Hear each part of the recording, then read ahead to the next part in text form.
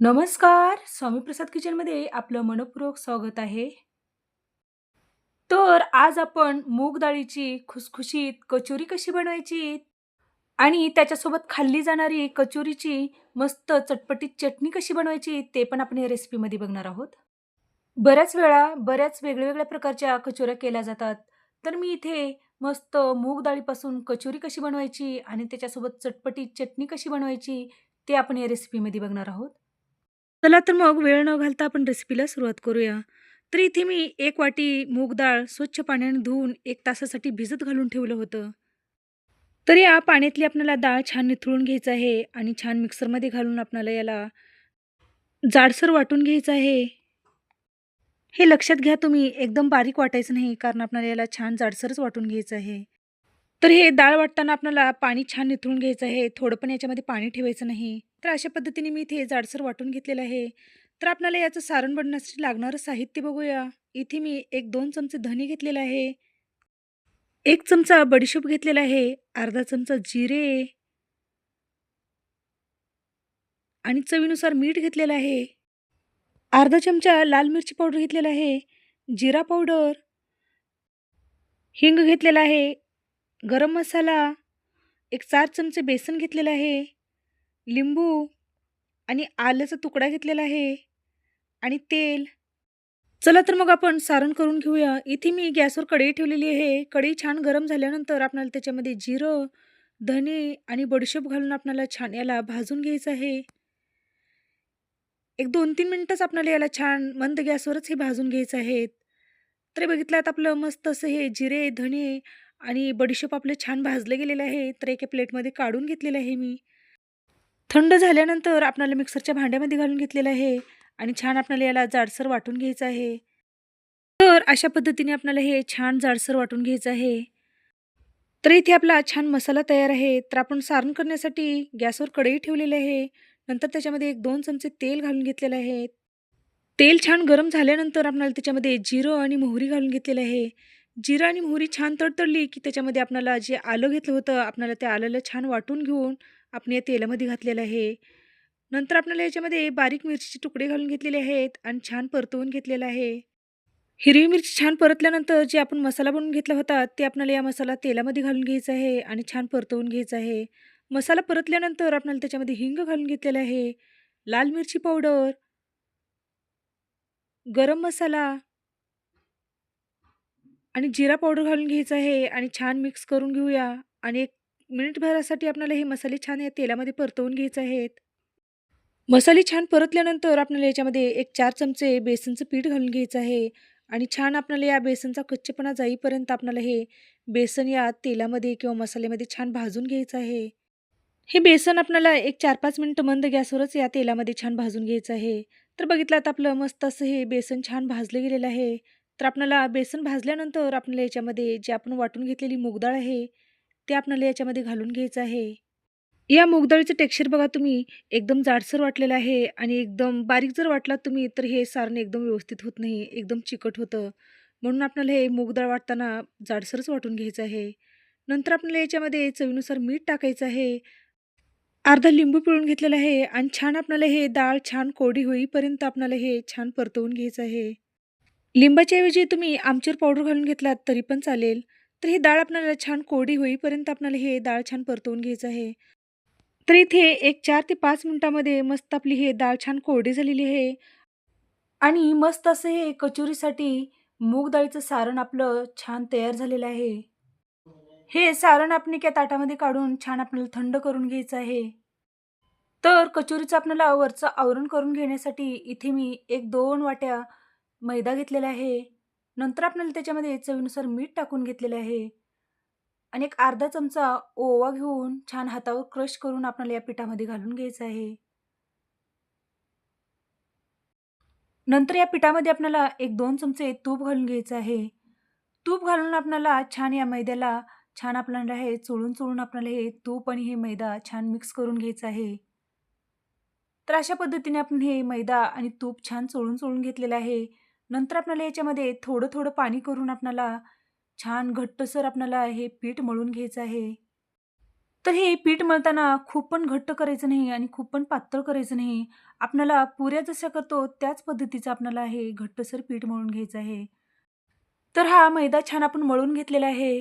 तर बघितलात तुम्ही खूप पण घट्ट नाही आणि एकदम पातळ पण नाही. तर अशा पद्धतीने आपण हे मैदा मळून घेतलेला आहे. तर या पिठाला आपल्याला एक 10 ते 15 मिनिटं असंच भिजत ठेवायचं आहे. तर इथे मी कॉटनचा कपडा ठेवून एक 10 ते 15 मिनिटं भिजत ठेवलं होतं. तर हा मैद्याचं पीठ आपल्याला छान भिजले गेलेलं आहे. तर आपल्याला या पिठामधला एक छोटा गोळा काढून घ्यायचा आहे. आपण लिंबू असतात ना, तेवढाच आपल्याला हे छोटा लिंबा एवढाच गोळा काढून घ्यायचा आहे. छान याचा उंडा बनवून आपल्याला लाटून घ्यायचा आहे. हे उंडा लाटताना आपल्याला गरज लागली तर थोडंसं आपण तेल लावून आपल्याला हे लाटून घ्यायचं आहे. पुरीपेक्षा आपण थोडंसं याला जाड लाटून घेतलेलं आहे. तर याच्यामध्ये आपल्याला जे आपण सारण करून घेतलेलं आहे मूग डाळीचं, ते सारण आपल्याला 1-2 चमचे घालून या पिठामध्ये छान आपल्याला बंद करून घ्यायचं आहे. हे सारण आत दाबत-दाबत आपल्याला हे मैदा वरी आणायचं आहे आणि मस्त असा हा जे मैद्याचा जास्त भाग झालेला आहे, ते आपल्याला हे मैदा काढून टाकायचा आहे आणि मस्त असा हा आपला छान कचोरी करण्यासाठी इथे मी उंडा बनवून घेतलेला आहे. तर या उंड्याला आपल्याला अलगद हाताने सावकाश आपल्याला छान लाटून घ्यायचं आहे. तर एकदम सावकाश आपल्याला हे लाटण्याने लाटून घ्यायचं आहे, म्हणजे याचं सारण बाहेर येणार नाही. तर अशा पद्धतीने मी हे एक 3 ते 4 कचोऱ्या लाटून घेतलेल्या आहेत. तर इथे आपल्या छान कचोऱ्या लाटल्या गेलेल्या आहेत. तर इकडे तेल पण आपण गरम करण्यासाठी ठेवलेलं आहे.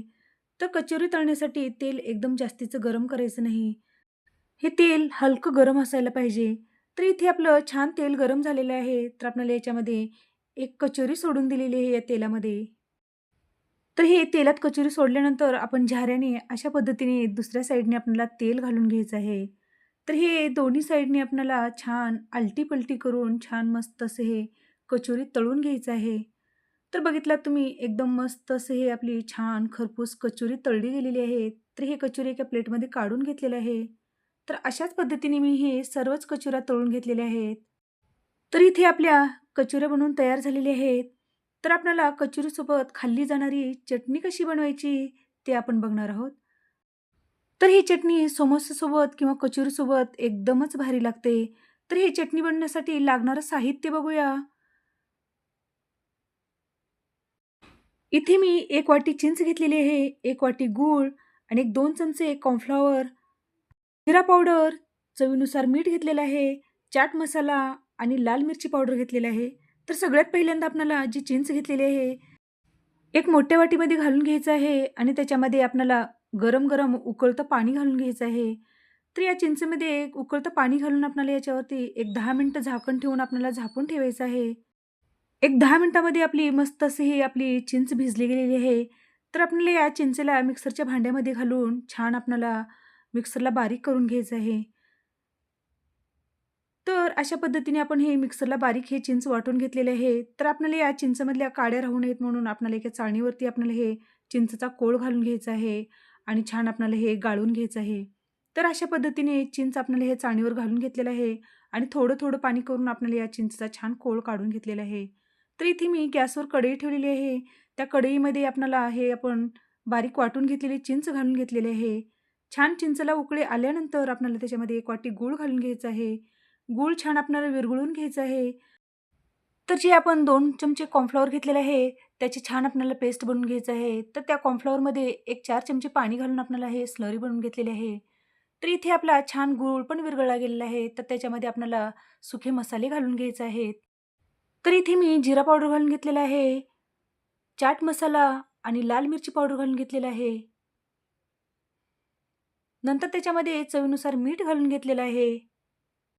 नंतर याच्यामध्ये जे आपण कॉर्नफ्लॉवरमध्ये पाणी घालून घेतलं होतं, छान पातळ पेस्ट करून घेतली होती, ते आपण याच्यामध्ये घालून घेऊया आणि छान मिक्स करून घेऊया.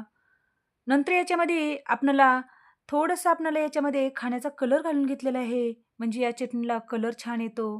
तर इथे मी 1 चिमूट कलर घालून घेतलेला आहे आणि छान मिक्स करून घेतलेलं आहे. तर हे कॉर्नफ्लॉवर घालून छान आपल्याला एक 3-4 मिनिटं आपल्याला मंद गॅसवर आपल्याला हे छान चटणी शिजवून घ्यायचं आहे. तर इथे एक 3 ते 4 मिनिटामध्ये मस्त अशी ही आपली चटपटीत आपली ही गूळ चिंचेची चटणी बनवून तयार झालेली आहे. तर आपण ही चटणी एका वाटीमध्ये सर्व्ह करूया. तर इथे आपलं मस्त गरमागरम कचोरी आणि त्याच्यासोबत खाल्ली जाणारी चटणी पण बनवून तयार झालेली आहे. तर ही चटणी आपण ह्या समोश्याच्या प्लेटमध्ये ठेवून दिलेलं आहे. तर मस्त असं हे इथे गरमागरम घरच्या घरी, घरच्या साहित्यामध्ये आणि एकदम पटकन होणारी ही कचोरी केलेली आहे. तर हे मूग डाळीची कचोरी एकदम करायला सोप्या पद्धतीमध्ये केलेली आहे आणि खायला पण एकदम छान लागते. तर तुम्ही अशा पद्धतीने एकदा तरी कचोरी करून बघा. एकदम चवीला भारी लागते. तर अशाच नवीन-नवीन रेसिपीसाठी तुम्ही माझ्या चॅनलवरती जर नवीन असाल, तर स्वामी प्रसाद किचन या चॅनलला तुम्ही एक लाईक, शेअर आणि सबस्क्राईब करा आणि बाजूची बेल घंटा नक्की क्लिक करा. धन्यवाद.